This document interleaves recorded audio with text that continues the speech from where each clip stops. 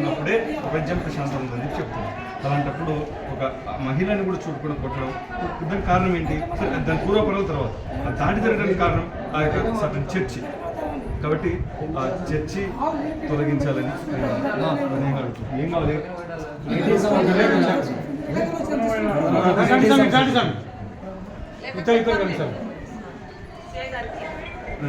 శ్రీ గారు వచ్చారమ్మా, అక్కడ municipal commissioner గారికి వినవద్దు లేదు ఏదైతే ఉందో తొలగించమని చెప్పినాము.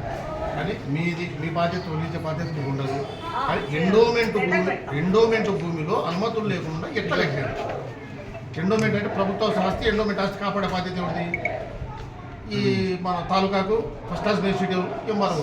కాబట్టి ఎంఆర్ఓ బాధ్యతలో భాగంగా అనుమతులు లేకుండా ప్రభుత్వ స్థలంలో ఎండోమెంట్కు చెందిన స్థలంలో కట్టిన అక్రమ కట్టడాన్ని తొలగించి ఆ భూమిని ఎండోమెంట్ దేవస్థానానికి మళ్ళీ తిరిగి ఇప్పించవలసిందిగా విశ్వ హిందూ పరిషత్ తరఫున మన ఇక్కడ స్థానిక హిందూ సమాజం తరఫున మా డిమాండ్ నెరవేర్చకపోతే రాబోయే కాలంలో ఇటువంటి ధర్నాలు ఈసారి ఎంఆర్ ఆఫీస్ ముందర, పోలీస్ స్టేషన్ ముందర ఎక్కడైతే అక్రమంగా చర్చి కట్టిందో ఇబ్బంది పెడుతున్నారో ప్రత్యక్షంగా అక్కడ పోరాటం దిగడానికి విశ్వ హిందూ పరిషత్ సిద్ధం.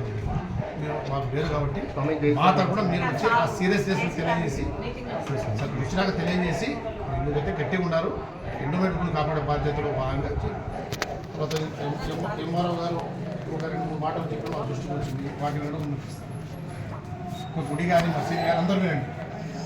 గుడి కానీ మసీద్ కానీ చర్చి కానీ ఈ దానికి ఎవరు అనుమతి తీసుకోండి.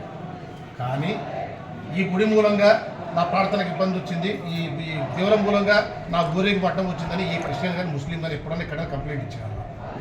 ఇవ్వలేదు కదా. ఇదే ఇతర ప్రార్థనా స్థలాల ముందర హిందువులు పోతుంటే రాళ్ళు వేయడం, అనుమతి లేకుండా మైకులు బంద్ చేసుకొని పోవడం అని చెప్పి ఎన్ని వందల కంప్లైంట్ వచ్చినాయి. మరి హిందువుల దేవాలయం నుంచి ఇతర మతస్థులకు సమస్య ఉందా? ఇతర మతస్థుల దేవాలయాల ప్రార్థనా మందిరం, మసీదు కావచ్చు, చర్చి కావచ్చు, వాటి నుంచి హిందువుల సమస్య ఉంది. మీరు అర్థం చేస్తారు. ప్రభుత్వం కూర్చొని 3 సమానం ఉంటారు, మీరు కూడా 3 సమానం. కానీ హిందూ ధర్మం నుంచి, హిందువుల నుంచి ఆ 2 ధర్మాలకు ఎటువంటి సమస్యలు లేవు.